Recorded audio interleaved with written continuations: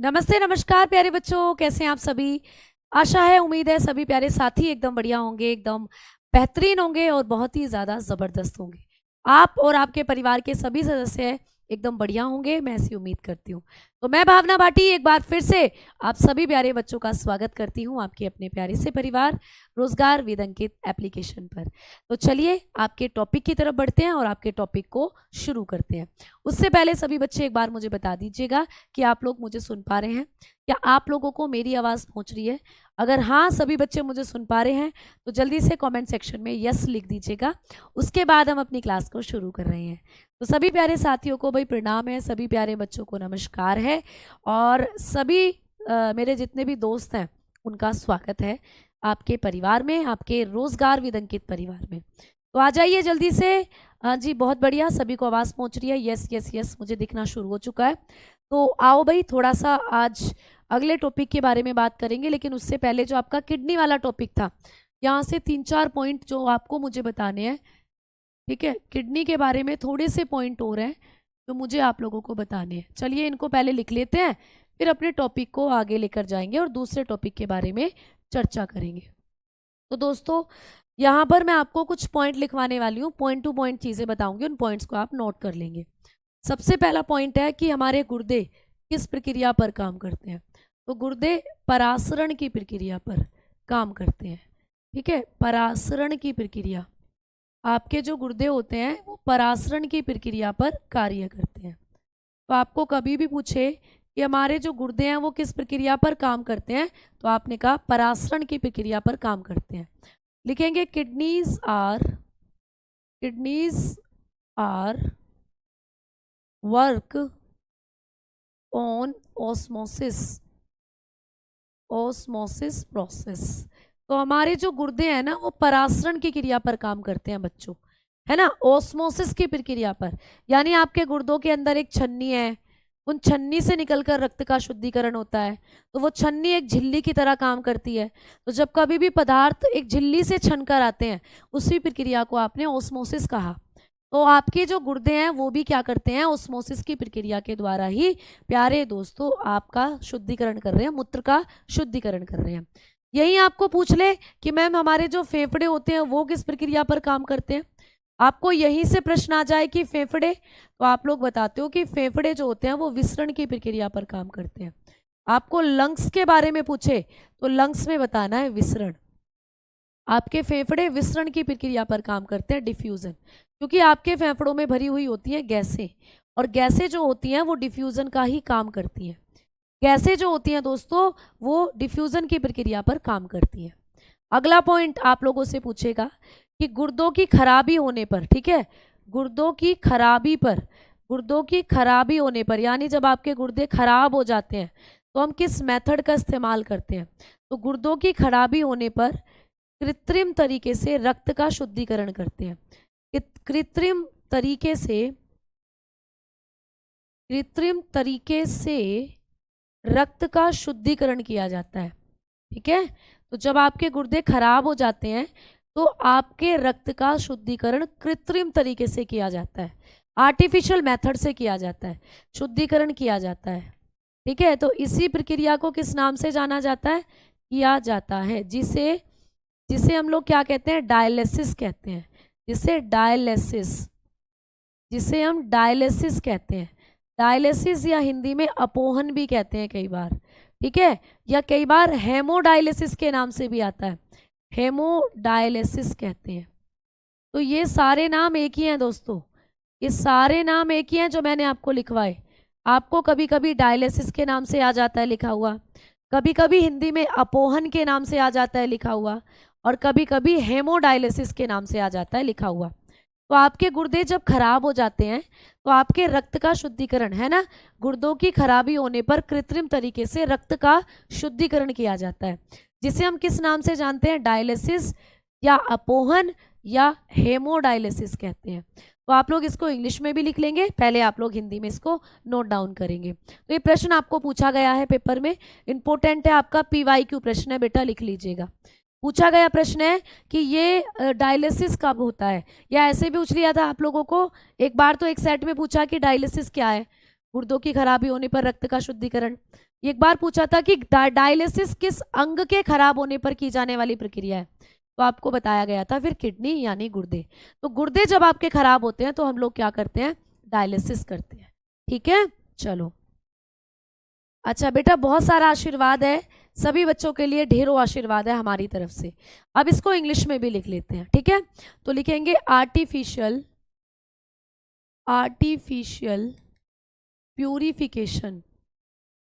Purification of blood, purification of blood is done when kidneys not function well. This is known as dialysis. ठीक है, dialysis, इस प्रक्रिया को हम कहते हैं डायलिसिस और हेमोडायलिसिस। तो आपको यहाँ पे लिखना है कि जब हमारे गुर्दे खराब हो जाते हैं तो आर्टिफिशियल तरीके से रुधिर का शुद्धिकरण किया जाता है, इस प्रक्रिया को कहते हैं डायलिसिस या हेमोडायलिसिस। हिंदी में डायलिसिस को अपोहन के नाम से भी आता है, वो मैंने लिखवा दिया। ठीक है, अब आगे बात करते हैं। भाई नेक्स्ट पॉइंट कौन सा हो सकता है, जो आप लोगों के गुर्दे होते हैं, जो आप लोगों की किडनीज होती हैं बालकों, इन किडनीज के अंदर अगर हम लोग बात करते हैं तो मैम जब हमारी किडनी फिल्ट्रेशन करती है रुधिर का या रुधिर का शुद्धिकरण करती है तो एक प्रक्रिया होती है, स्टेप वाइज स्टेप होती है।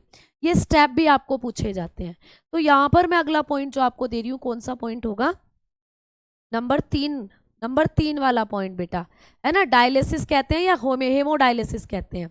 तो नंबर 4 पर जो आप लोग पॉइंट लिखेंगे वो होगा कि यहाँ पर इस प्रक्रिया का क्रम पूछ लिया जाता है, क्रम। ठीक है, सीक्वेंस आप लोगों को पूछ लिया जाता है कि आपके बॉडी के अंदर जो आपकी किडनियां रुधिर का शुद्धिकरण करती हैं, इसका सीक्वेंस क्या है, इसका क्रम क्या होता है। तो सबसे पहले आपको याद रखना है कि निस्पंदन होता है दोस्तों। सबसे पहले कौन सी क्रिया होती है, सबसे पहले निस्पंदन। उसके बाद होता है दोस्तों पुनः अवशोषण। क्या होता है, चयनात्मक पुनः अवशोषण, चयनात्मक पुनः अवशोषण। ठीक है, पुनः अवशोषण। और इसके बाद कौन सा मेथड होता है, इसके बाद आप लोग बताकर चलोगे थर्ड मेथड जो होता है वो होता है निष्कासन, वो होता है दोस्तों निष्कासन। ठीक है, तो ये प्रक्रिया चलती है जब आपकी बॉडी के अंदर क्या होता है, जब आपके शरीर में जो रुधिर के शुद्धिकरण की प्रक्रिया चलती है तो आपके गुर्दे ये प्रक्रिया करते हैं। सबसे पहले निस्पंदन करेंगे, सबसे पहले फिल्ट्रेशन करेंगे। ठीक है, फिल्ट्रेशन होगा भाई, सबसे पहले होता है फिल्ट्रेशन, खून को फिल्टर कर देती हैं आपकी किडनियां। इसके बाद होता है सेलेक्टिव रीएब्जॉर्प्शन, इसके बाद होगा सेलेक्टिव रीएब्जॉर्प्शन, सेलेक्टिव रीएब्जॉर्प्शन होगा इसके बाद। मैम सेलेक्टिव रीएब्जॉर्प्शन का मतलब मैंने बताया था ना कि जब आपके गुर्दे रक्त को छानते हैं तो रक्त में अच्छी अच्छी चीज़ें भी छनकर आ जाती हैं, ग्लूकोज छनकर आ जाता है, नमक छनकर आ जाता है, जल छनकर आ जाता है, प्रोटीन छलकर आ जाता है। और वो तो अच्छी चीज़ें हैं, उनको वापस से रीएब्जॉर्ब किया जाएगा, तो फिर उन चीज़ों का रीएब्जॉर्प्शन होता है, वो वापस से चुनाव कर उनको वापस से एब्जॉर्ब किया जाता है। तो ये सेकंड प्रोसेस क्या होता है, सेलेक्टिव रीएब्जॉर्प्शन। और इसके बाद जो लास्ट होता है वो होता है एक्सक्रीशन, इसके बाद होता है एक्सक्रीशन, इसके बाद मूत्र को छोड़ दिया जाता है किडनी से बाहर निकलने के लिए। तो ये स्टेप भी आपको पेपर में पूछा जाता है, ये सीक्वेंस पूछा जाता है कि कौन सा क्रम सही है और कौन सा क्रम गलत। तो आगे पीछे करके दे देगा इन स्टेप्स को। आपको समझना है कि स्टेप जो होते हैं ये क्या होते हैं, इस तरीके से हैं। पहले निस्पंदन होगा, फिर चयनात्मक पुनः अवशोषण होगा, फिर निष्कासन यानी फिल्ट्रेशन, सेलेक्टिव रीएब्जॉर्प्शन और एक्सक्रीशन। बेटा जूम आउट करके दिखता जी जूम आउट करके ही लिखा करो, दिखता कम है। ठीक है बेटा, आप भी अपने फ़ोन से ना थोड़ा सा जूम आउट कर सकते हो बच्चा। ठीक है, लो दिख गया होगा अब तो। जूम आउट करने पर ना थोड़ा सा स्पेस फिर एक ही स्लाइड पर थोड़ा कम ही मिल पाता है। चलो कोई नहीं, मैंने जूम आउट कर दिया, अब आपको समझ में आ गया। ठीक है, 31 मार्च की छुट्टी क्या है बच्चा, 31 मार्च को, 31 मार्च से तो बिहार का नया बैच शुरू हो रहा है। क्या बात कर दी तुमने छुट्टी। बेटा जब RWA में पढ़ना है तो छुट्टियां भूल जाओ, आपको सिर्फ होली और दिवाली की छुट्टी मिलती है RWA में, बाकी और कोई छुट्टियां नहीं मिलती हैं बच्चा। ठीक है, चलो बेटा ये किडनी वाला चैप्टर आपका बचा हुआ था ना, तो किडनी वाले चैप्टर में हमने जो बचे हुए पॉइंट है उसके बारे में हमने बताया है आपको। अब बस इसके बाद मैं नया टॉपिक आपका शुरू करने वाली हूँ। ठीक है, क्लियर। चलो आओ आगे बात करते हैं। बेटा रोज रोज एक बात ध्यान से सुनो, जितने टॉपिक बच रहे हैं उन सबको कराया जाएगा, एक भी टॉपिक नहीं छोड़ने वाले। तो अब आप आइडिया लगा लो, जितने टॉपिक बचे उनको करा कर ही छोड़ूंगी बच्चा। ऐसे थोड़ी है कि मैं कह दूं लो तुम्हारा सिलेबस कंप्लीट हुआ।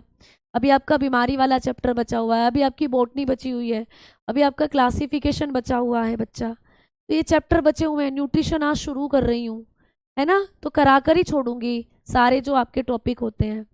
क्लियर। चलो तो आओ अब आगे बात करते हैं। इतनी चीज़ें आप लोगों को पढ़नी थी आपके गुर्दों से संबंधित, आपके बॉडी के अंदर जो आप लोगों के गुर्दे हैं उनसे संबंधित। एक पॉइंट और मैं आपको बताती हूँ, जब आप लोगों का मूत्र बनता है, आप लोगों का जो यूरिन बनता है, ये प्रतिदिन 24 घंटे में कितना यूरिन बनता है पूछ लेता है। तो आप लोग बताते हो कि 24 घंटे के अंदर अगर हम यूरिन की बात करें, है ना, 24 आवर्स में कितना यूरिन बनता है। 24 आवर्स में मानकर चलो 1 से 1.8 लीटर जो दोस्तों यूरिन होता है वो बना लेते हैं हम। तो अगर एवरेज की बात करें कि एक स्वस्थ मनुष्य के अंदर 24 घंटों में कितना मूत्र बनता है, तो 1 लीटर से 1.8 लीटर मूत्र आपके शरीर में बनता है। ठीक है, अब मूत्र जो होता है इसका पीएच मान कितना होता है, मूत्र का पीएच मान, जो मूत्र होता है इसका पीएच मान कितना होता है, पीएच वैल्यू ऑफ यूरिन। हमारा जो मूत्र होता है इसकी पीएच वैल्यू क्या होती है, तो हमारा मूत्र जो होता है इसकी पीएच वैल्यू होती है 6 यानी 6। ठीक है, 6 होता है आपका पीएच वैल्यू मूत्र का, यानी 6 पीएच वैल्यू के साथ ये किस नेचर का होता है, मूत्र अम्लीय होता है। मूत्र आप लोगों का एसिडिक होता है दोस्तों। ठीक है, मूत्र का पीएच मान कितना होता है, एसिडिक होता है मूत्र, 6 होता है इसका पीएच मान। अब हमने बात करी कि हमारा जो मूत्र होता है या हमारे गुर्दों में कई बार क्या होता है, गुर्दों में पथरी होती है ना, गुर्दों की पथरी। आपको जब गुर्दों की पथरी देखनी है या आपको जब हमारे गुर्दों की जांच करनी है, हमारे गुर्दों में जब स्टोन हो जाती है, तुमने कई बार सुना है ना कि गुर्दों में पथरी हो जाती है, या गुर्दों का जब आप लोग कई बार जांच कराते हो, टेस्ट कराते हो, तो किस मेथड से आप लोग गुर्दों की पथरी को दिखवाते हो, डॉक्टर क्या करता है, कैसा चेकअप करता है जिससे आपकी गुर्दों की पथरी का पता चलता है, तो आप कहते हो अल्ट्रासोनोग्राफी। अल्ट्रासोनोग्राफी करता है। तो गुर्दों की जांच या गुर्दों के अंदर पथरी जो होती है उसको अल्ट्रासोनोग्राफी के जरिए डॉक्टर देखता है। ठीक है, अल्ट्रासोनोग्राफी। तो डॉक्टर जब आपके गुर्दों की जांच करेगा तो अल्ट्रासोनोग्राफी के जरिए ये क्या करता है, आपके गुर्दों में पथरी या आपके गुर्दों की संरचना की जांच करता है, अल्ट्रासोनोग्राफी। ठीक है दोस्तों, समझ में आई बात, बोलो जल्दी से। ठीक है, तो ऐसे करके आपने चीज़ों को पढ़ा। क्लियर। अब चलते हैं आगे की तरफ। तो इतने पॉइंट्स थे जो आप लोगों को पढ़ने थे, आपके गुर्दों से रिलेटेड इतने फैक्ट थे जो आप लोगों को करने थे। एक और लास्ट फैक्ट, यहाँ से प्रश्न आएगा कि मूत्र जो होता है इसका, मूत्र का पीला रंग, मूत्र जो होता है इसका जो पीला रंग होता है वो किसके कारण होता है, तो yellow colour of urine, yellow colour of urine, मूत्र का जो पीला रंग होता है वो किस पिगमेंट के कारण होता है, आप बताते हो यूरोक्रोम पिगमेंट के कारण। ठीक है, आप बताओगे यूरोक्रोम, यूरोक्रोम रंगा के कारण, यूरोक्रोम रंगा। ठीक है, तो मूत्र का जो पीला रंग होता है वो यूरोक्रोम रंगा के कारण होता है, यूरोक्रोम वर्णक। ठीक है, यूरोक्रोम पिगमेंट। अब एक और पिगमेंट होता है जो मूत्र का पीला कलर कर सकता है, वो बिलीरुबिन, जब आपके मूत्र में अलग ज़्यादा हो जाए तो वो एक अलग पॉइंट है। अभी आपने याद रखा कि यूरोक्रोम रंगा के कारण जो आपका मूत्र का रंग होता है वो पीला हो जाता है। ठीक है, यूरोक्रोम रंगा के कारण। अब यहाँ से एक और चीज़ आपको पूछेगा कि जो पीलिया हो जाता है किसी को दोस्तों, पीलिया यानी जॉइंडिस, जब किसी को जॉइंडिस हो जाता है, जॉइंडिस है ना, पीलिया नाम की जो बीमारी हो जाती है, इसमें भी मूत्र पीला आने लग जाता है। तो तब मूत्र का रंग पीला किसके कारण आता है? एकदम जो डार्क पीले कलर का जो मूत्र आता है पीलिया में, तो वो बिलीरुबिन की अधिकता के कारण होता है। बिलीरुबिन की अधिकता के कारण वो होता है, बिलीरुबिन की अधिकता के कारण। ठीक है, तो बिलीरुबिन की अधिकता के कारण जो पीलिया में पीले रंग का मूत्र आता है वो होता है। तो आप लोग बताओगे more amount of bilirubin, more amount of bilirubin. Bilirubin आपने पढ़ा भी था जब आपका लीवर आपको मैंने पढ़ाया था। तो बिलीरुबिन जब लीवर ज़्यादा निकालता है वो आपके मूत्र में मिल जाता है और मूत्र पीलिया में फिर पीला आना शुरू हो जाता है। जॉइंडिस नाम की बीमारी में जो मूत्र होता है यूरिन वो फिर पीला आना शुरू हो जाता है। ठीक है ना? क्लियर बच्चा? तो आ जाओ आगे बात करते हैं। ठीक, बढ़े आगे। हाँ, फिर हो सकता है कि शायद यहाँ पर छुट्टी हो बेटा, वो पता चलेगा देखने पर ही कि किस तरीके से कब होंगी चीज़ें, वो पता चलेगा। ठीक है। अब टिशू से याद आया कि एक बच्चा कह रहा है कि मैम जो टिशू वाला चैप्टर है उसको नहीं कराया। बेटा उसको भी करा देंगे, आप बिल्कुल भी परेशान ना हो। अब यहाँ पर एक चीज़ मैं आपको बताना चाहती हूँ कि आपके जो गुर्दे होते हैं, है ना, आपके गुर्दों में कौन से ऊतक पाए जाते हैं, ये कभी आपको पूछ ले। गुर्दों में ऊतक, आपके जो गुर्दे होते हैं इनमें कौन से ऊतक होते हैं? Kidney tissue. आपकी जो किडनी होती हैं ये कौन से टिश्यू से मिलकर बनी होती हैं? तो आप लोग बता सकते हो उपकला ऊतक। जो किडनी होती हैं ये आपकी उपकला ऊतक से मिलकर बनी होती है, उपकला ऊतक। ठीक है, तो लो उपकला ऊतक यानी एपिथीलियल, एपिथीलियल टिश्यू आपके गुर्दों को बनाते हैं। तो लो आपने ये भी पढ़ लिया। ये भी पूछा जा सकता है कि गुर्दों में कौन से ऊतक होते हैं? उपकला ऊतक पाए जाते हैं आपके गुर्दों में। ठीक है। अब आप लोगों का जो ये चैप्टर था कंप्लीट, अब ये चैप्टर आप लोगों का कंप्लीट दोस्तों, है ना। अब हम चलते हैं अपने अगले टॉपिक की तरफ, अपने अगले सेक्शन की तरफ। तो अब आप लोगों का शुरू हो रहा है न्यूट्रिशन वाला चैप्टर। अब शुरू हो रहा है दोस्तों न्यूट्रिशन वाला चैप्टर, यानी कि पोषण, जहाँ से आपको विटामिन वगैरह के बारे में पढ़ना है। तो किडनी वाला चैप्टर आपका खत्म। अब मैं आपको करा रही हूँ न्यूट्रिशन वाला चैप्टर, यानी कि पोषण वाला चैप्टर। ठीक है, न्यूट्रिशन अभी हम लोग करने वाले हैं।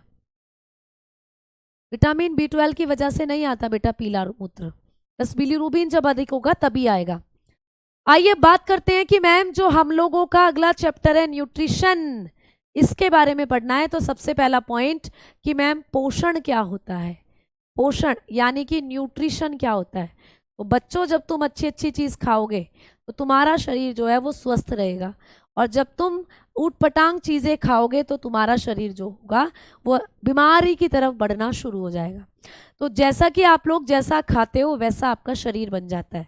तो जब हम लोग अच्छे पोषक पदार्थों से भरपूर भोजन लेते हैं तो उसी प्रक्रिया को कहा जाता है पोषण, यानी कि न्यूट्रिशन। तो पोषण किसको कहते हैं?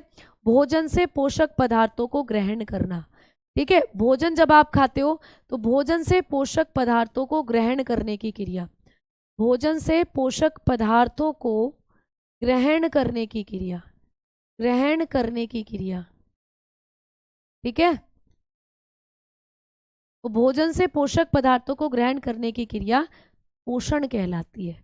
तो जब आप लोग क्या करते हो दोस्तों, खाना खाते हो और खाने में जितने भी पोषक पदार्थ होते हैं, फॉर एग्जाम्पल आपने दाल के साथ रोटी खाई तो दाल में तो प्रोटीन था और रोटी में कार्बोहाइड्रेट था, रोटी पर घी भी रखकर खाया, घी में वसा था, फैट था। तो आपने प्रोटीन, आपने कार्बोहाइड्रेट और आपने वसा से भरपूर पोषक तत्व अपने शरीर में पहुंचाए। तो जब आपका खाना पोषक पदार्थों से भरपूर होगा तो आपके शरीर में वो पोषक पदार्थ पहुंचेंगे। बस उसी प्रक्रिया को कहते हैं न्यूट्रिशन, यानी कि पोषण। तो भोजन से पोषक पदार्थों को ग्रहण करने की क्रिया पोषण कहलाती है। आप बताएंगे absorption of nutrient, absorption of nutrients, nutrients from the food, absorption of nutrients from the food. ठीक है, from the food is known as, is known as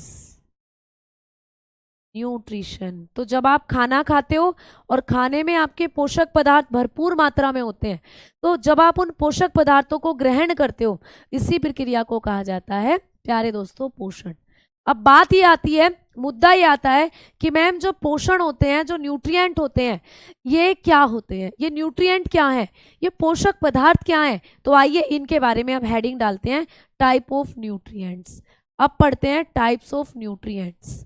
अब हमारी हेडिंग डलेगी टाइप्स ऑफ न्यूट्रिएंट्स, यानी ये न्यूट्रिएंट्स कौन कौन से होते हैं जिनको हमारी बॉडी ग्रहण करती है।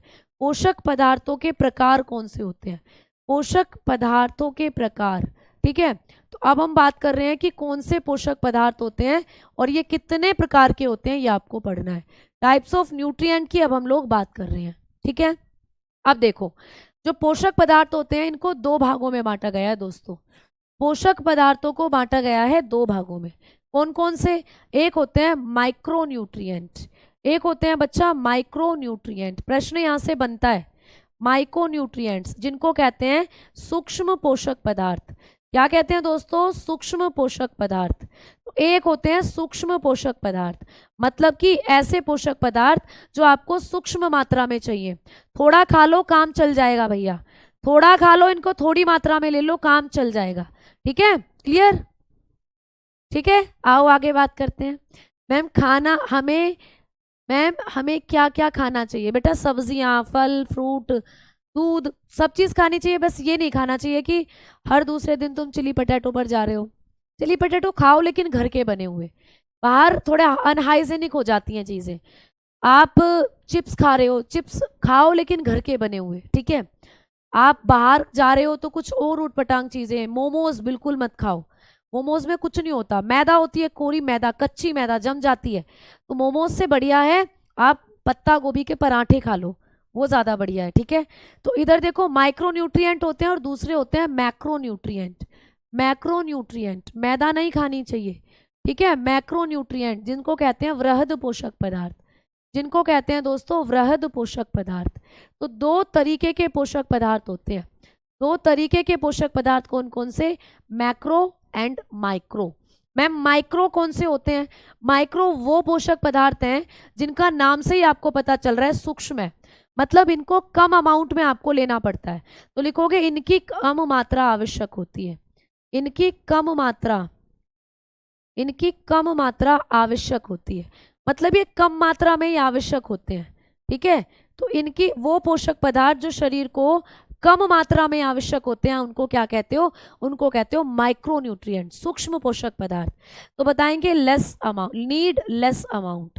तो ये आप लोगों को नीड लेस अमाउंट, कम अमाउंट में ही चाहिए होते हैं, ठीक है। ये आपको कम अमाउंट में ही चाहिए होते हैं दोस्तों। अगर इनकी बात करें हम लोग तो यहाँ से पता चल रहा है वृहद, मैक्रो मतलब ज्यादा मात्रा में चाहिए, तो इनकी अधिक मात्रा आपको चाहिए, ठीक है। इनकी अधिक मात्रा आवश्यक होती है, इनकी जो है अधिक मात्रा आवश्यक है, ये ज्यादा मात्रा में चाहिए। वो पोषक पदार्थ जो शरीर को अधिक मात्रा में चाहिए होते हैं, तो आप लोग उनको क्या कहेंगे, उनको कहा जाता है वृहद पोषक पदार्थ, मैक्रो न्यूट्रिएंट, ठीक है। अब प्रश्न ये उठता है इनको क्या कहते हैं, इनको लिखेंगे नीड लार्ज अमाउंट। तो ये आपको लार्ज अमाउंट में चाहिए होते हैं, लार्ज अमाउंट, ये आपको अधिक मात्रा में चाहिए होते हैं, ठीक है। अब आगे बढ़े तो बात करते हैं एग्जाम्पल्स की। मैम इनके उदाहरण क्या क्या होते हैं। उदाहरण के तौर पर जब आपको पूछा जाता है, जबकि पेपर में आता है आपको एग्जाम में कि कौन से पोषक पदार्थ सूक्ष्म पोषक पदार्थों की कैटेगरी में आते हैं, तो सूक्ष्म पोषक पदार्थों की कैटेगरी में कौन आते हैं आप लोग बताकर चलते हो, विटामिन दोस्तों, विटामिन। तो विटामिन जो होती है ये सूक्ष्म पोषक पदार्थों की कैटेगरी में आती है, जिसको आप कहते हैं विटामिन, ठीक है। विटामिन सूक्ष्म पोषक पदार्थों की कैटेगरी में आती है। आपसे पूछ ले खनिज पदार्थ, मिनरल, कैल्शियम, फॉस्फोरस, ये सब खनिज पदार्थ, मिनरल, ये भी आप लोगों के सूक्ष्म पोषक पदार्थों की कैटेगरी में आते हैं। तो विटामिन हो गई, खनिज पदार्थ हो गए, ये सूक्ष्म है, इनको आप कम ही खाएं तो चल जाएगा। मैम इनकी कितनी मात्रा चाहिए होती है, ऑलमोस्ट बताओ तो कितनी मात्रा, तो ये आप लोगों को लगभग मिलीग्राम्स में ही चाहिए होते हैं, इनकी आपको मिलीग्राम्स में ही मात्रा चल जाती है। ये आपको मिलीग्राम खा लो, मिलीग्राम प्रति मिलीग्राम, मतलब प्रतिदिन मिलीग्राम में इनको खा लो, चल जाएगा काम, कोई दिक्कत नहीं होगी। अब ये क्या है, ये ऐसे पोषक पदार्थ है जो आपको ज्यादा मात्रा में चाहिए भैया, है ना। हाँ जी, किडनी फेल होने पर डेथ हो सकती है, बिल्कुल, है ना। पापी पेट नहीं मानता, बिल्कुल नहीं मानेगा। ठीक है, अब हम लोग बात करते हैं कि मैम गोल ब्लैडर की पथरी कैसे ठीक हो जाती है। गोल ब्लैडर का ऑपरेशन करना पड़ता है, गोल ब्लैडर को निकाला जाता है, तब पथरी ठीक होती है। इडली डोसा खा सकते हैं, बहुत हेल्दी है। साउथ इंडियन फूड तो बहुत हेल्दी होते हैं, फर्मेंटेशन से बनते हैं, इडली के अंदर खमीर उठाया जाता है, उससे बनते हैं, बहुत अच्छा है, बहुत अच्छे, रोगियों को दिया जाता है वो तो खाना। हॉस्पिटल्स में इडली डोसा रोगियों को दिए जाते हैं, हल्का खाना होता है, अच्छे होते हैं। ठीक है, अब देखो इधर, ये मैक्रोन्यूट्रिएंट कौन होते हैं मैम, इनकी मात्रा कितनी चाहिए, तो ये आप लोगों को ग्राम्स में चाहिए होते हैं। वो मिलीग्राम्स में चल जाएंगे, ये आप लोगों को ग्राम्स में चलते हैं। ठीक है, समझ में आई। आ जाओ, अब इनके एग्जाम्पल पढ़ते हैं, मैक्रोन्यूट्रिएंट कौन कौन होते हैं। तो जब हम लोग बात करते हैं मैक्रोन्यूट्रिएंट की, जब हम बात करते हैं कि मैक्रोन्यूट्रिएंट कौन कौन होते हैं, है ना, वृहद पोषक पदार्थ कौन कौन होते हैं, तो वृहद पोषक पदार्थों की कैटेगरी में आप लोग पढ़ते हैं विटामिन को। ठीक है, कौन कौन होते हैं बच्चा, इनके उदाहरण की जब हम लोग बात करेंगे, इनके एग्जाम्पल देखिए कौन कौन होते हैं। इनके एग्जाम्पल होते हैं, आप लोग बताकर चलते हो, विटामिन, पहले नंबर पर विटामिन, सॉरी विटामिन तो करा चुकी हूँ, प्रोटीन। ठीक है, पहले नंबर पर लिखोगे प्रोटीन होते हैं, प्रोटीन, प्रोटीन खाते हो आप लोग। कार्बोहाइड्रेट होते हैं, कार्बोहाइड्रेट आप लोग खाते हो बच्चा, कार्बोहाइड्रेट्स होते हैं। ठीक है, कार्बोहाइड्रेट, कार्बोहाइड्रेट्स होते हैं। आप तीसरे नंबर पर बताते हो फैट, घी खाते हो ना, घी, वसा, वसा होता है। ठीक है, तो प्रोटीन, कार्बोहाइड्रेट और वसा, ये आपके आते हैं मैक्रोन्यूट्रिएंट में, इनकी मात्रा आपको ज़्यादा चाहिए होती है, ये आपको ज़्यादा अमाउंट में चाहिए होते हैं। और फोर्थ नंबर पर हम इसमें ही वाटर को भी इंक्लूड कर लेते हैं, पानी, जल।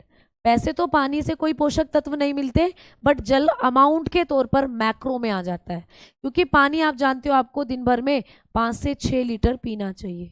और मुझे बहुत देर से भूख प्यास लग रही है, और मैं सोच रही हूँ कि पानी पी लूँ, है ना, मुझे भी बहुत देर से प्यास लग रही है, इससे पहले भी लगातार क्लास थी और अब भी ये क्लास है, तो बस मुझे 1 मिनट देना, मैं बस पानी पी लेती हूँ।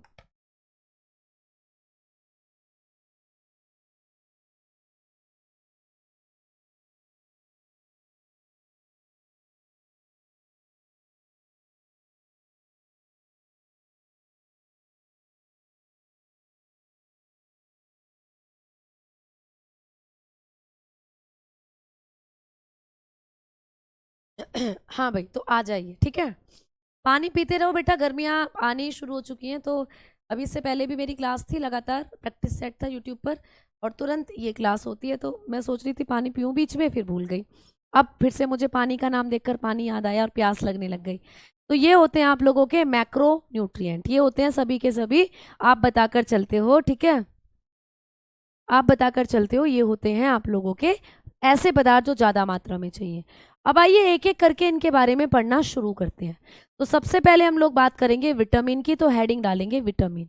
ठीक है, आइए दोस्तों, सबसे पहले हम लोग हेडिंग डालेंगे विटामिन, विटामिन की बात करेंगे, विटामिन, सबसे पहले बात करेंगे विटामिन की। विटामिन क्या होती हैं, किसने इनकी खोज करी, ये कितने प्रकार की होती हैं, ये सारी चीज़ें अब हम लोग पढ़ने वाले हैं। ठीक है मैम, कैल्शियम, कैल्शियम बेटा मिनरल्स में आ गया है। मिनरल जो होते हैं खनिज पदार्थ, यही होते हैं कैल्शियम, आपका आयोडीन, आप लोगों का सोडियम, पोटेशियम, जिंक, ये सब इसी में आ जाते हैं बच्चा, खनिज पदार्थों के अंदर ही।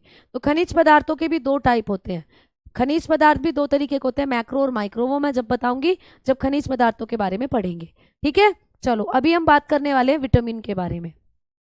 सबसे पहले कि विटामिन की खोज किसने करी, विटामिन जो होती है इसकी डिस्कवरी किसने करी है बच्चों। तो विटामिन की जो डिस्कवरी है वो करी थी एक साइंटिस्ट जिनका नाम है कैशमीर फंक। ठीक है, आप लोग बताकर चलते हो कि कैशमीर फंक नाम के साइंटिस्ट ने विटामिन को खोजा था। कैश्मीर फंक, इसका नाम भी आपको याद रखना है, कैश्मीर फंक। ठीक है। अब 1900 में प्यारे बच्चों 1911 और 1912 ये दोनों ही सन दिए होते हैं विटामिन की खोज के। ये दोनों सन आपको एनसीईआरटी में दिए होते हैं, 11 और 12। ठीक है। आओ आगे बात करें कि मैम विटामिन होते क्या हैं। क्या है विटामिन, तो बताओगे ये कार्बनिक यौगिक होते हैं। विटामिन क्या है दोस्तों, कार्बनिक यौगिक हैं। विटामिन होते हैं कार्बनिक यौगिक। तो विटामिन दोस्तों कार्बनिक यौगिक हैं। दीज आर कार्बनिक कंपाउंड। ठीक है, दीज आर कार्बोनिक कंपाउंड। तो विटामिन होते हैं कार्बोनिक कंपाउंड्स। क्लियर। तो विटामिन को आप लोग कार्बोनिक कंपाउंड्स के नाम से जानते हो। मैम कार्बोनिक कंपाउंड मतलब कार्बन के बने हुए होते हैं, कार्बन के यौगिक होते हैं विटामिन के अंदर। ठीक है। मैम विटामिन का काम क्या होता है, विटामिन क्या काम करती हैं, विटामिन का फंक्शन क्या होता है। तो विटामिन जो होती हैं ये आपके शरीर के अंदर एक तो आपके मेटाबॉलिक रेट को कंट्रोल करती हैं। विटामिन क्यों खानी चाहिए हमें, जिससे आपकी पाचन प्रक्रिया अच्छी हो जाए, आपका मेटाबॉलिक रेट अच्छा हो जाए। ठीक है, आप लोगों का मेटाबॉलिक रेट अच्छा बने बच्चा।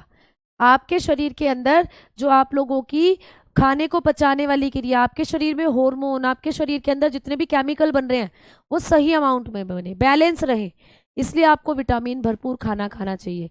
तो ये क्या काम करती हैं, एक तो आप लोग बताओगे कि जो विटामिन होती हैं, आपने बताया उपापचयी दर को, उपापचयी दर नियंत्रित करती हैं।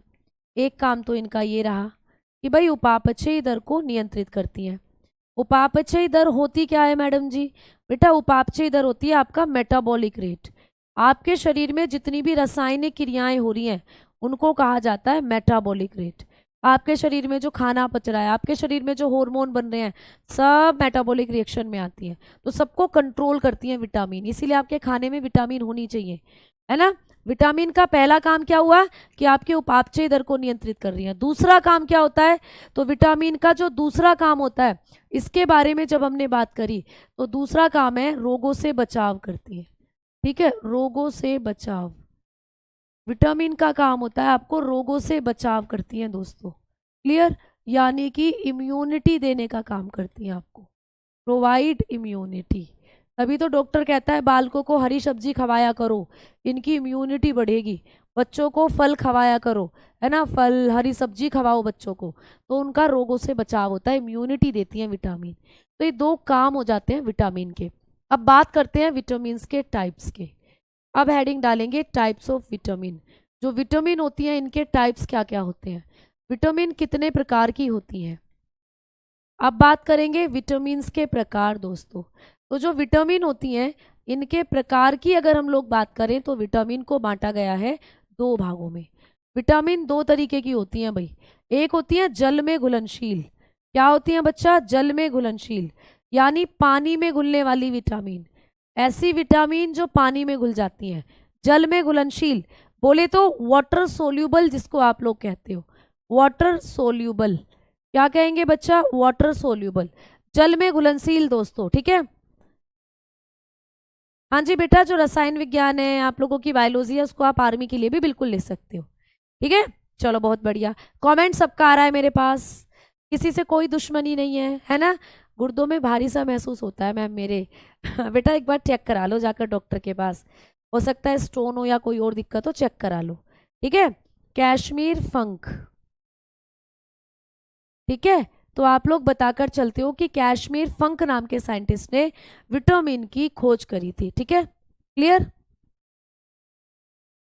आ गई बात समझ में। अब आगे बात करते हैं, आगे बात करेंगे हम लोग कि मैम दूसरी विटामिन कौन सी होती है।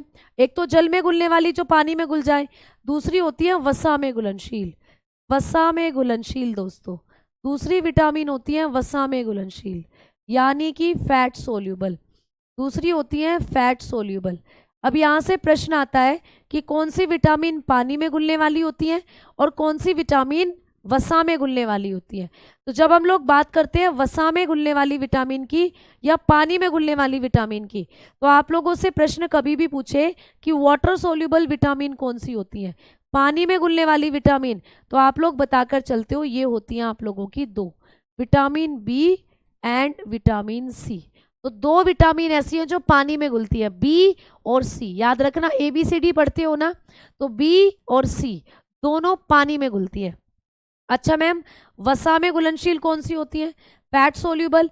तो फैट सोल्यूबल होती हैं आप लोगों की 4। इनको कैसे याद करोगे? कीड़ा से। कीड़ा एक शब्द होता है, कीड़ा एक ट्रिक वर्ड है दोस्तों, कीड़ा।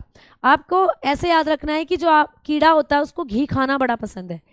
कीड़े को घी बहुत पसंद है दोस्तों, और कीड़ा उड़ता उड़ता जहां भी उसको घी दिखता है ना, उसको जाकर खाने लगता है।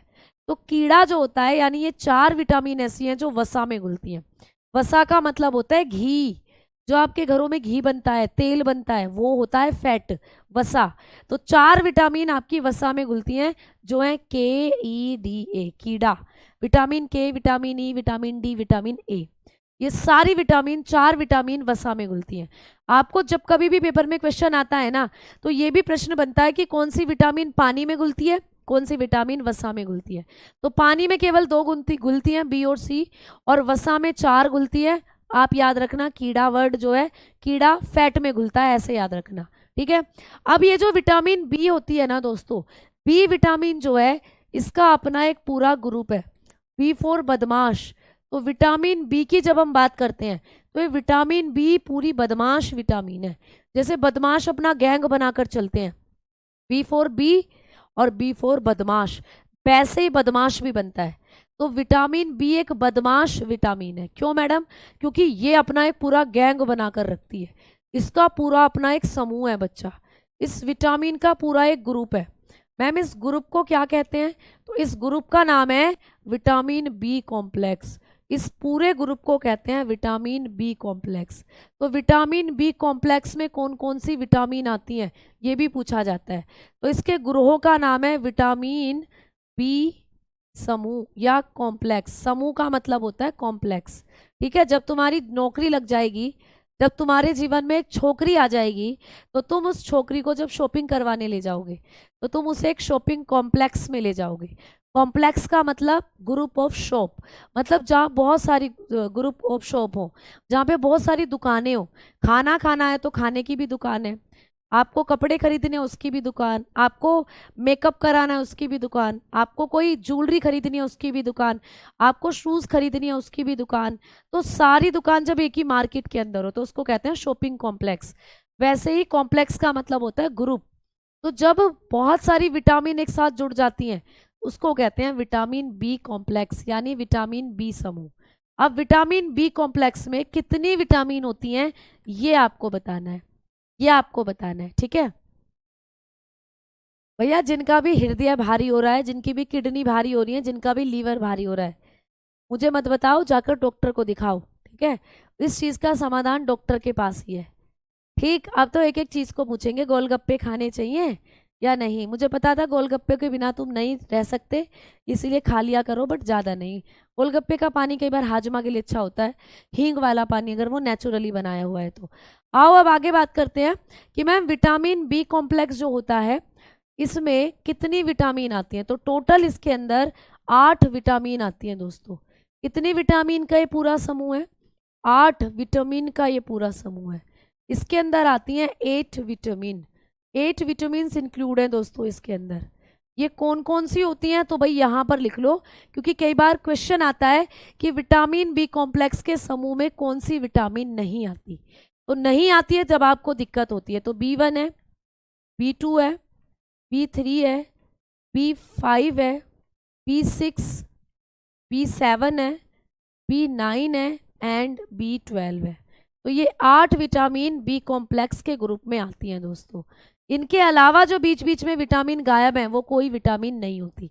जैसे विटामिन 4 कोई विटामिन नहीं है, विटामिन 8 कोई विटामिन नहीं है, तो विटामिन 10 कोई विटामिन नहीं है।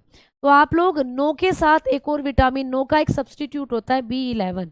तो B11 B9 का ही एक रूप है, B11 B9 का ही रूप होता है, लेकिन इनको जब आप काउंट करोगे तो टोटल 8 में ही गिना जाता है इनको।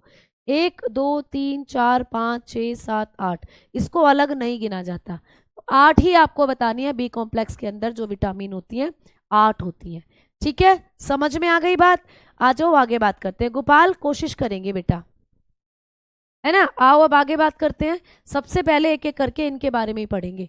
तो दोस्तों सबसे पहले हेडिंग डालो विटामिन B1। सबसे पहले हेडिंग डालेंगे विटामिन B1। विटामिन के बारे में आपको जो प्रश्न आते हैं उनमें से आपको प्रश्न बनते हैं कि विटामिन का केमिकल नेम जरूर पूछेगा। हर विटामिन का कुछ ना कुछ केमिकल नेम जरूर होता है, आपको वो उंगलियों पर याद होना चाहिए। जैसे विटामिन B1 का केमिकल नेम आपको पूछेगा। विटामिन B1 जो होती है इसका रासायनिक नाम क्या होता है? तो विटामिन B1 का रासायनिक नाम जब हम लोग पढ़ते हैं, इसका रासायनिक नाम आप बताकर चलते हो, वो होता है थायमीन। क्या होता है बच्चा? थायमीन। तो पेपर में आएगा कि थायमीन किस विटामिन का रासायनिक नाम होता है, तो आप बताते हो कि थायमीन विटामिन B1 को कहा जाता है। ठीक है। विटामिन B1 ऐसी विटामिन है जिसके लिए नाइट्रोजन की आवश्यकता होती है। ऐसे भी प्रश्न आ सकता है कि किस विटामिन के लिए किस नाइट्रोजन की आवश्यकता होती है, तो आपने बताया कि विटामिन B1 के लिए नाइट्रोजन की आवश्यकता होती है ना। Need nitrogen. इस विटामिन को आपके शरीर में काम करने के लिए नाइट्रोजन की आवश्यकता होती है। ठीक है, आओ आगे बात करते हैं। अगला क्वेश्चन कौन सा बनेगा? नेक्स्ट बनेगा भाई विटामिन B1 की अल्पता रोग क्या होता है? भाई हमारे शरीर में जब विटामिन कम हो जाती है तो कुछ अल्पता रोग हो जाते हैं हमारे अंदर, जिनको कहते हैं डेफिशिएंसी डिजीज। तो विटामिन की कमी से होने वाली बीमारियां डेफिशिएंसी डिजीज कही जाती हैं। तो ये डेफिशिएंसी डिजीज कौन सी है जो विटामिन B1 की कमी से होती है? आता है पेपर में। तो विटामिन B1 की कमी से हो जाता है बैरी बैरी रोग, है ना। बैरी बैरी गाना तो सबने सुना है, बैरी पिया बड़ा बेदर्दी, दिल का दर्द न जाने सोदाई हर जाई जुल्मी राम दुहाई। तो प्यारे बच्चों गला तो नहीं निकलता, लेकिन बैरी बैरी रोग जो है इसको आपको ज़रूर अपने दिमाग में रखना है, या आपके दिमाग से नहीं निकलना चाहिए। बैरी बैरी रोग जो होता है ये विटामिन B1 की कमी से होता है। बैरी बैरी रोग को पेशी का लकवा भी कहते हैं। क्या कहते हैं दोस्तों? पेशी का लकवा। इसमें आपके शरीर के अंदर पेशियां लकवा मार जाती हैं, इसको कहा जाता है मसल्स पैरालाइसिस। मसल्स पैरालाइसिस कहते हैं इसको। तो पेशी का लकवा किस बीमारी को कहते हैं? बैरी बैरी को। मसल्स में ऐंठन होनी शुरू हो जाती है ना। आगे आ जाओ, आगे बात करते हैं। जो विटामिन B1 होती है इसका स्रोत क्या होता है?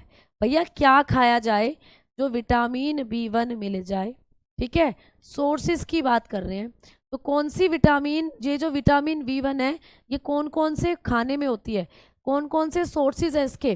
तो आप कहोगे आप खाएंगे फलियां। भैया फलियां खाया करो भाई। बीन्स, सब्जियों के अंदर जो बीन्स होती हैं उनमें होती है। ये होती है अनाज में। अनाज के तो तुम नाच के बासन तुमने सुना होगा। भैया नाच के बासन ही हो रहे हो, तो मतलब अनाज तो हम लोग सब खाते ही हैं, रोटियां, है ना। सीरियल्स, तो सीरियल्स आप लोगों को खाना है। आप लोगों को क्या करना है दोस्तों? ये काजू के अंदर भी देखने को मिलती है, काजू, कैश्यू नट। ठीक है, आप लोग बताएंगे कैश्यू नट्स जो होते हैं उनमें भी होती है दोस्तों। ये मटर में भी पाई जाती है। मटर तो बेसिकली फली में आ ही गया। जो मटर होते हैं, पी आपने खाए होंगे अब सर्दियों में खूब मटर। और दोस्तों ये किस में होती है? मीट में भी होती है, मांस। ठीक है, मीट में होती है। ये आपको एग में भी मिलती है, अंडे में। ठीक है, और ये आपको जो वो होता है दूध, उसमें भी मिलती है, मिल्क। तो ये हो जाते हैं इसके सोर्सेस। पेपर में आपको बेसिकली नहीं पूछा जाता। ठीक है, तो आप लोग बताकर चलते हो ये हो गई ये सारी विटामिन। आप बताकर चल सकते हो ये केले में भी होती है, बनाना। बनाना, बनाना पर क्वेश्चन बना है कि बनाना PYQ क्वेश्चन में पूछा गया कि केले में कौन सी विटामिन होती है? आपने बताया विटामिन B1 होती है केले के अंदर। ठीक है, समझ में आई बातें भाई बालको? अब चलते हैं अगले कॉन्सेप्ट की तरफ। तो एक विटामिन से आपको इतनी सारी चीजें हैं जो पूछी जाती हैं। अगला आप लोगों का जो विटामिन होगी वो कौन सी होगी? ठीक है, अगली विटामिन कौन सी है भाई? बात करते हैं बिट्टू की। विटामिन बिट्टू, अगली विटामिन है विटामिन बिट्टू। बिट्टू बोले तो बिट्टू राजा, तो अगली विटामिन का भी आपको केमिकल नेम पूछेगा, बताओ फटाफट। केमिकल नेम, विटामिन B2 का केमिकल नेम, रासायनिक नाम क्या होता है दोस्तों? हेडिंग वही रहेंगी सारी की सारी। रासायनिक नाम क्या होता है बिट्टू का? तो बिट्टू को हम प्यार से, या बिट्टू को केमिकल रूप से जाना जाता है राइबोफ्लेविन के नाम से। बहुत बार पेपर में पूछा गया है राइबोफ्लेविन, बहुत बार आया है राइबोफ्लेविन किस विटामिन का नाम है। तो राइबोफ्लेविन हम लोग कहते हैं विटामिन B2 को, या विटामिन B2 जो होती है इसको कहा जाता है राइबोफ्लेविन, है ना। अब इसके बारे में भी पूछेगा कि राइबोफ्लेविन जो होता है इसका एक और पॉइंट बता दो। ये पीली पीली विटामिन है, येलो विटामिन कहते हैं इसको। ये येलो विटामिन है बालको, ये पीली विटामिन है, पीली विटामिन, ये पीली विटामिन होती है दोस्तों, ठीक है। चलो आओ आगे बात करते हैं। अब आपको पूछेगा कि इसकी भी डेफिशिएंसी डिजीज कौन सी होती है, इसका भी अल्पता रोग कौन सा होता है। ये विटामिन हमारे शरीर में जब कम हो जाए तो कौन सी रोग, कौन सी बीमारी हमें लग सकती है? तो विटामिन B2 की कमी से हमें हो सकता है किलोसिस रोग। कौन सी बीमारी दोस्तों? किलोसिस नाम की बीमारी, किलोसिस हो सकता है दोस्तों, किलोसिस नाम की बीमारी हो सकती है। मैम किलोसिस क्या होता है? किलोसिस जो बीमारी होती है इसमें तुम्हारे हाथ पैर फट जाएंगे, मुंह के कोने फट जाते हैं, यहाँ से यहाँ दरार पड़ जाती है मुंह के कोनों में, ब्लीडिंग होनी शुरू हो जाती है, मुंह में छाले हो जाते हैं बेटा। तो कई बार इसको मुंह के छालों के नाम से भी पेपर में दिया जाता है। तो ये होता है मुंह में छाले होना, मुंह में छाले हो जाते हैं ना, कई बार ब्लिस्टर हो जाते हैं आपके मुंह के अंदर, तो ब्लिस्टर इन माउथ्स, ठीक है, ब्लिस्टर इन माउथ, मुंह में छाले हो जाते हैं बच्चा। आपकी जीभ लाल हो जाती है, जीभ के अंदर छाले हो जाते हैं, मुंह के कोने फट जाते हैं, ये होता है आपका किलोसिस रोग। चलो देखने को तैयार किलोसिस रोग को आप लोग? एक सेकंड रुकोगे? अरे भैया ये कहाँ से आ गया आज, इसको तो हटाना ही पड़ेगा।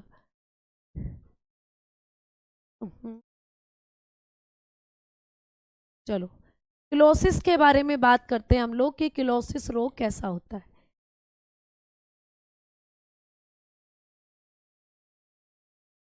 तो किलोसिस में आपका मुंह का जो कॉर्नर होते हैं वो फट जाते हैं, देखो इस तरीके से दिख रहे हैं भाई साहब, ठीक है। तो मुंह के कॉर्नर फट जाते हैं, जीभ के छाले हो जाते हैं, मुंह के अंदर लालपन आ जाता है, मुंह के अंदर छाले हो जाते हैं, किलोसिस होता है, ठीक है। आओ आगे बात करेंगे हम लोग कि ये जो विटामिन है इसके सोर्सेस क्या होते हैं, इस विटामिन के सोर्सेस, इस विटामिन के स्रोत क्या होते हैं। तो इस विटामिन को जब आपको खाना है तो यहाँ पर भी सोर्स लगभग सेम है बेटा, विटामिन B कॉम्प्लेक्स लगभग सेम सोर्सेज हैं सारे, ठीक है। तो यहाँ पर भी आपने देखा कि अनाज में पाई जाती है, अनाज, सीरियल्स जो आप लोग खाते हो ना, सीरियल्स अनाज जो होते हैं उनमें होती है, सीरियल्स में होती है। आप लोग बताते हो कि ये आप लोगों को और किस में देखने को मिलती है? पनीर में देखने को मिलती है, पनीर, चीज़ हम लोग खाते हैं, चीज़ में होती है। आप लोग बताएंगे ये भी मीट में होती है, मांस, ठीक है, मांस के अंदर भी होती है ये। और दोस्तों ये भी एग में देखने को मिलती है, अंडा, दूध में भी पाई जाती है। दूध, हरी सब्जी और मांस ये लगभग सभी विटामिन के सोर्सेज होते हैं लगभग, ठीक है। और ये आप लोगों को और किस में देखने को मिलती है? मूंगफली, मूंगफली, पीनट जो हम खाते हैं, पीनट में होती है, ठीक है। ये इसके क्या हो जाते हैं? सोर्सेज हो जाते हैं। यहाँ से नहीं आया आपको एक भी प्रश्न पूछने के लिए, ठीक है, सोर्सेज पर नहीं आया, लेकिन ये बहुत पूछे जाते हैं, किलोसिस नाम की बीमारी और राइबोफ्लेविन, तो आपने देखा। अब एक क्वेश्चन आता है कि गाय के दूध का रंग, ठीक है, जो गाय होती है, गाय के दूध का रंग, दूध का रंग कैसा होता है दोस्तों? पीला होता है ना। गाय और भैंस के दूध में आप कलर बता सकते हो अलग अलग। तो काऊ मिल्क जो होता है इसका कलर कैसा होता है? काऊ मिल्क कलर ये होता है येलो। दूध जो होता है गाय का वो हल्का सा पीला होता है। तो गाय के दूध का जो पीला रंग है वो किसके कारण होता है? तो आप बताओगे गाय के दूध में एक प्रोटीन होती है, गाय के दूध के अंदर एक प्रोटीन पाई जाती है जिसको आप कहते हो, कौन सी प्रोटीन है भाई गाय के दूध में? आप बताओगे केरेटीन, ठीक है, कैरोटीनॉइड, कैरेटिनॉइड या कैरोटीन कह देते हो जिसको, ठीक है, तो आप लोग बताते हो कैरोटीनॉइड या कैरोटीन जिसको आप कई बार बोल देते हो। मैं ब्रैकेट में लिख रही हूँ कैरोटीन। तो कैरोटीन प्रोटीन के कारण जो गाय का दूध होता है इसका रंग हल्का हल्का पीला होता है। हल्का हल्का कैसा होता है? पीले पीली झलक मारती है गाय के दूध में, ठीक है। अब आपको पूछे कि गाय के दूध में कौन सी विटामिन होती है, तो इसके गाय के दूध के अंदर जो विटामिन होती है वो विटामिन B2 भरपूर मात्रा में होती है, इसीलिए गाय का दूध जो है हल्का हल्का सा पीला इसके कारण भी होता है। तो प्रोटीन पूछेगा तो कैरेटिनॉइड या कैरोटीन बताओगे, लेकिन गाय के दूध में कौन सी विटामिन होती है जब पूछेगा तो विटामिन B2 होती है, ये बताओगे, ठीक है, क्लियर। चलो आओ अब आगे बात करते हैं, नेक्स्ट विटामिन की तरफ बढ़ते हैं। अगली विटामिन है विटामिन B3। नेक्स्ट विटामिन दोस्तों विटामिन B3 बहुत इंपॉर्टेंट है, बहुत ज़्यादा पूछी जा रही है आजकल पेपर में। केमिकल नेम इसका क्या होता है? तो विटामिन B3 का जो केमिकल नेम होता है, रासायनिक नाम जो होता है बच्चा, वो कौन सा होता है? तो आप बताते हो कि इसका जो रासायनिक नाम होता है वो होता है नियासिन। इसके कई नाम हैं दोस्तों, इस विटामिन के कई नाम हैं। एक तो इसको हम नियासिन बोलते हैं, पूछा जाता है पेपर में कि नियासिन कौन सी विटामिन का नाम है। एक तो इसको हम नियासिन बोलते हैं, एक इसका नाम होता है निकोटेनिक एसिड, ठीक है, निकोटेनिक अम्ल। एक इसको निकोटेनिक अम्ल के नाम से भी जाना जाता है। तो ये भी पूछा जाता है कि निकोटेनिक एसिड किसको कहते हैं, तो निकोटेनिक अम्ल के नाम से भी ये जानी जाती है। इसी विटामिन को निकोटेनिक एसिड भी बोलते हैं। और इसी विटामिन का एक और नाम है PP, भैया PP, PP भी इसको बोलते हैं। PP का मतलब पेलेग्रा प्रिवेंटिंग, ये पेलेग्रा से बचाती है, तो इसका फुल फॉर्म हो जाती है पेलेग्रा प्रिवेंटिंग। पेलेग्रा प्रिवेंटिंग मतलब कि पेलेग्रा नाम की बीमारी से ये बचाती है, ये जो वो होती है ये विटामिन पेलेग्रा से बचाव करती है, इसीलिए इस विटामिन को कहते हैं पेलेग्रा प्रिवेंटिंग। PP के नाम से भी जानी जाती है ये, ठीक है, ये किस नाम से जानी जाती है? PP के नाम से इसको जानते हैं। पेलेग्रा प्रिवेंटिंग विटामिन किसको कहते हैं? आपने बताया B3 को कहते हैं, नियासिन B3 को, निकोटेनिक एसिड B3 को, ये सब इसी के नाम है। अब बात करते हैं कि मैम ये जो विटामिन होती है इसका अल्पता रोग क्या होता है, यानी ये हमारे शरीर में कम हो जाए तो कौन सी डेफिशिएंसी डिजीज हो जाएगी, कौन सी डेफिशिएंसी डिजीज हो जाएगी। आप बताएंगे कि ये विटामिन अगर हमारे शरीर में कम हो गई तो हमें पेलेग्रा नाम की बीमारी हो जाती है।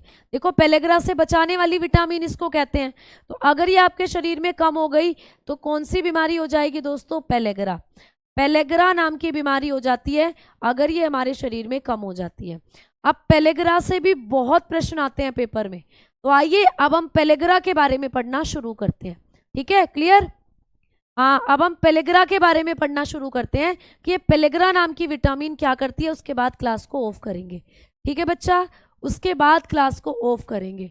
तो पेलेग्रा नाम की जो ये होता है बीमारी, ये पेलेग्रा नाम की जो बीमारी है, यहाँ से प्रश्न आता है कि ये किसकी कमी से होती है। अगर आप पुरानी नोट्स देखोगे ना, पुरानी किताबों को उठाकर देखोगे तो आपको पता चलेगा कि ये विटामिन जो है, ये बीमारी विटामिन B5 से दी होती है कई बुक में, जो गलत है।